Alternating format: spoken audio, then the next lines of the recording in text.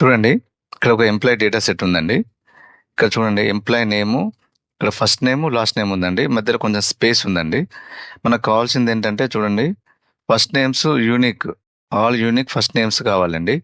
మనం ఎలా రిట్రీవ్ చేద్దామో చూద్దామండి. చిన్న ఫంక్షన్ ఉంది చూడండి. ఇక్కడ చూడండి, టెక్స్ట్ బిఫోర్ అనే ఒక ఫార్ములా ఉందండి. టెక్స్ట్ బిఫోర్ చూడండి, టెక్స్ట్ ఏంటంటే మనకి నేమ్స్ కావాలి కదా, మొత్తం నేమ్స్ రేంజ్ అంతా సెలెక్ట్ చేసుకోండి. Control shift down arrow, control back space వెళ్తే మీరు ఫార్ములాకి వెళ్తుంది. కామా అండి. మీరు సింటాక్స్ చూడండి, డీలిమిటర్ టెక్స్ట్ సెలెక్ట్ చేసుకున్నామండి. డీలిమిటర్ వచ్చేసి మనకు స్పేస్ ఉంది కదండి. చూడండి, ఫస్ట్ నేమ్కి మధ్యలో ఒక స్పేస్ ఉంది డీలిమిటర్. చూడండి, ఇక్కడ నేను ఏం చేస్తున్నా, డబుల్ కోట్స్లో ఒక స్పేస్ ఇవ్వండి, డబుల్ కోట్స్ ఎండ్ చేయండి, బ్రాకెట్ క్లోజ్ చేయండి, ఎంటర్ ప్రెస్ చేయండి. చూడండి, అన్ని ఫస్ట్ నేమ్స్ వచ్చేసినాయి మనకి.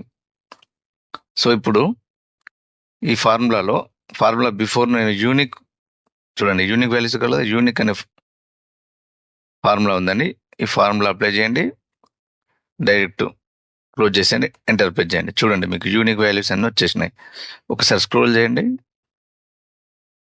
చూసారా 57 యూనిక్ వాల్యూస్ అండి. అవుట్ ఆఫ్ ఎన్ని వాల్యూస్ ఉన్నాయి మొత్తం టోటల్ 199 ఉన్నాయండి. 119లో మనకేంటి నేమ్స్, యూనిక్ నేమ్స్ వచ్చేసినాయి, ఫస్ట్ నేమ్స్. దీన్ని మనం ఒక ఆర్డర్ వైజ్ కావాలంటే మీరు సార్ట్ కూడా చేసుకోవచ్చు. ఇలా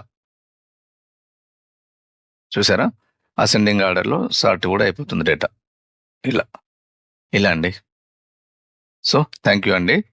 for more tricks please subscribe GS Data Lab. Start your data journey in Telugu.